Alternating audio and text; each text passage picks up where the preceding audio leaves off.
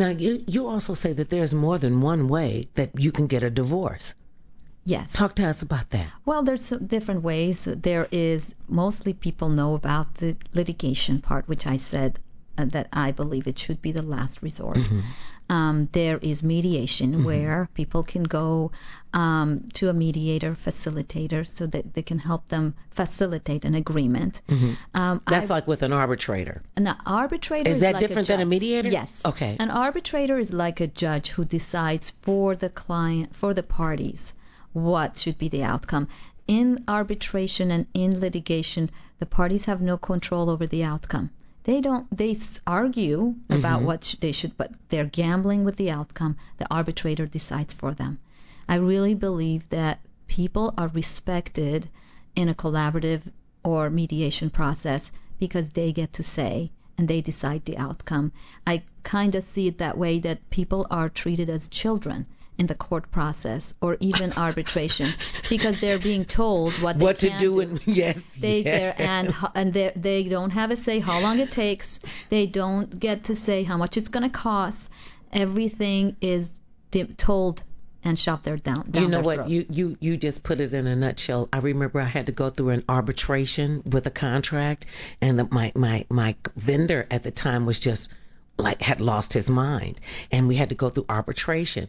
And I literally sat there, a grown woman. I sat there. When you said you feel like a child, I felt like a 10-year-old sitting in this office with this guy I had never seen before in my life, doing business, telling me, and this guy who I'd been doing business with for 10 years that I had a relationship with, and I'm sitting there going, he doesn't even know you and I.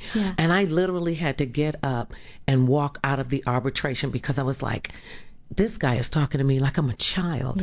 And when the other guy walked out that I was in the arbitration with, and he was like, well, Mother Love, well, how do you feel? I said, I feel like I'm being talked to like a child. My mother didn't even talk to me like that. He said, I feel the same way. And we had no recourse. We literally had to walk in and listen to this guy tell us, two grown people, what was going to happen. And when you said, I mean, and I never thought about that, but I felt like a child in there. But in litigation, it's even worse because the part of the system is you're attacked, you're humiliated, and you're put down because it's a competition. And so... And they're looking for all the dirt that they can find on you in litigation. So you said litigation should be the last thing. So collaboration should be the first thing. Then arbitration... Then, or is it mitigation? Mediation. Mediation. Mediation, I think, works for people who already have an agreement. It's very simple. They don't have too many issues. But if you've got a lot of issues, assets, and then you will need attorneys. And which attorneys are you going to get? If you get attorneys, they're normally litigators. They take sides, so it doesn't help the mediation process. And then you have the mediator you paying, and you're paying two attorneys already. So then might as well go through the collaborative process. When you need legal. When you and let me ask you, is the collaboration process less expensive than mediation and arbitration and litigation? Now, the collaborative process in the long run is less expensive because you're not doing discoveries, meaning, all the motions and discoveries and hours of wait in court and preparation for court hearing. There are a lot of time and expenses. But in collaborative process, you have full disclosure, so you don't.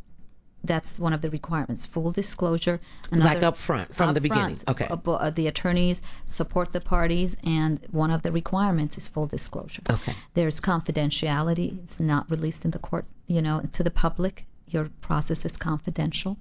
And but we were talking about cost effectiveness. We can resolve issues in meetings and in collaboration.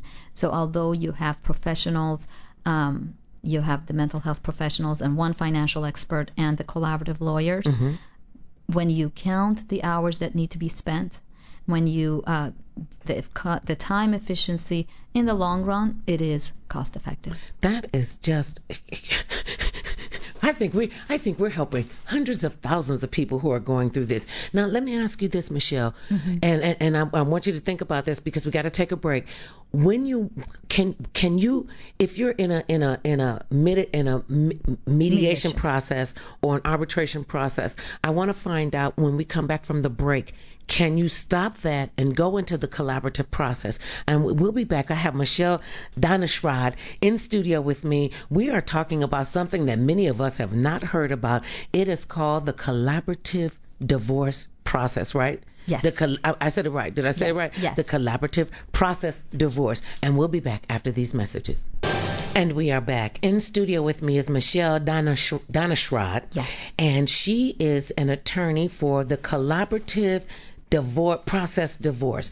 I'm sure you haven't heard of this, but did you know that there is an amicable way to dissolve a marriage, a business relationship, without having to go broke, without having to be ugly, without having to be vicious, and be able to save your dignity and the dignity of the person that you're separating from? And now, before the break, I wanted to know, what is the if you're, say somebody is involved in a divorce and they're going through it, and now they hear this program and they see that there's another way, can they stop that process and come to you and say, Michelle, I heard you on the Mother Love Show and I just don't want to go through this ugly, my husband and I, my wife and I, we have built a relationship for the past 17 years. We have 2 young children. We've built a business together, and I don't want this to be ugly. Can I stop this and come to you? Absolutely. That often happens when people are realizing, sometimes people have to go through an experience to realize it's not working. And when they realize they're losing everything they have in court costs and litigation and they're not getting anywhere, then they try the alternative method. And this is an alternative method, or should actually, when we think about this, ought this be the first line of defense to come to a collaborative process, as opposed to going, because there's collaborative, then there's arbitration, mediation, litigation. Now, tell me what the difference in that, because litigation, we know the lawyers can go on forever and take all your money, and at the end of the day, both of you are broke. You still have nothing, and the lawyers have all the money. And you said that this is really a cost-effective way to do this. Yes, ultimately it is cost-effective. So let's talk about what it is what's the difference between mediation and the collaborative divorce?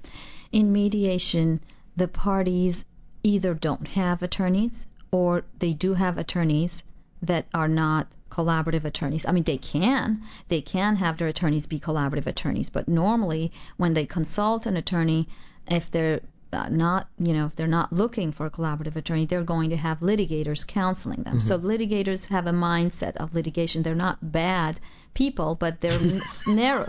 Their focus is not for the benefit of both of them. So it's one or the other. It's taking position, and that does not.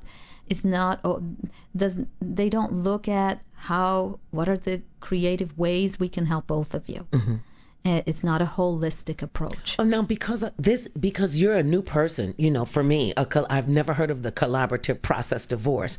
And how do we know who to select for this? Besides calling Michelle Donashrod and calling her office, are there others like you out there in the world? Absolutely. We have worldwide. We've got collaborative attorneys, but how to select is a great question, because not everybody is able to or knows or is to be the impartial. Is it a special kind of training? It is, yes. People who are collaborative attorneys, they go through training called the collaborative training.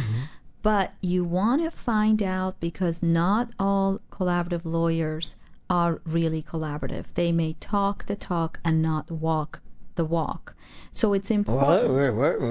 Wait, go back. So they could have that shingle out there and not really know what they're talking about. They're just doing a bunch of talking heads. They're just a bunch of talking heads. How do we know to select? What should we look for in the right collaborative attorney to help us through this, so that both of us are getting what we need and what we want? I would ask other collaborative attorneys, because we know each other, and I would ask, who are you comfortable working with? It's important to kind of do some of your research, talk to the different collaborative lawyers, and get their feedback.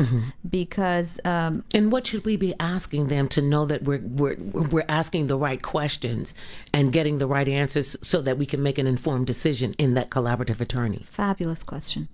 You would say, look, I want an attorney who does the collaborative divorce the way it's meant to be done, without taking positions, without the litigation aspect of it, because there are some lawyers who they're saying they're collaborative, but then they take positions and it destroys. There's no integrity in that process. So then it doesn't work for anybody. It won't work that way. Okay. So I would ask, what do you think about this person? What is your opinion about this person? I think if you go ask around, and you will get some feedback, because we know each other. But I've often thought that attorneys would be like the police department with that blue code.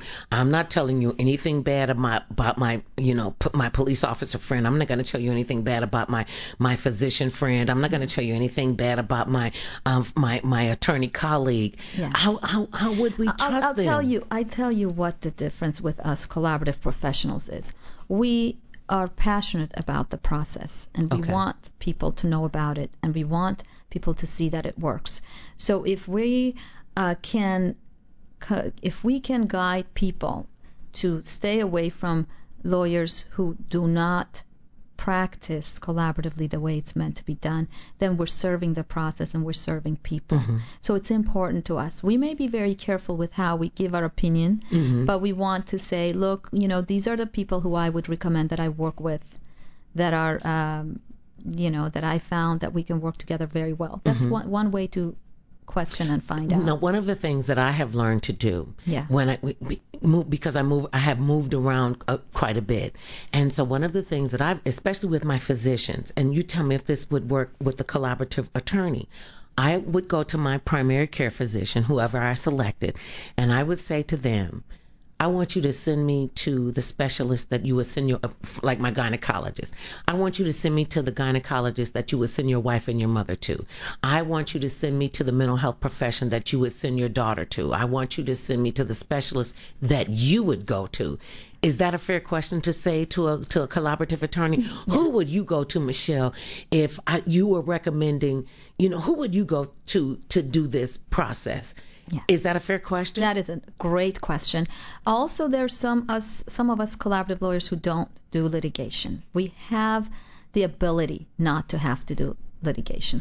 But are you trained in litigation? Well, all lawyers are trained in litigation. But it is a kind of like you've got to keep working on yourself to be able to, and that's why the team is important, because we keep each other in check. So the team works together. Yes, it's not just like that one attorney. Yes. It's you, it's the mental health professional, it's the financial professional. Yes. So it's like this group comes in and they're going like, Mother Love, we got your back. We're going to sit down with you and we're going to help you and your partner get through this without going through a bunch of litigation. Very good. And be able to, so that everybody, for the most part, can walk away virtually.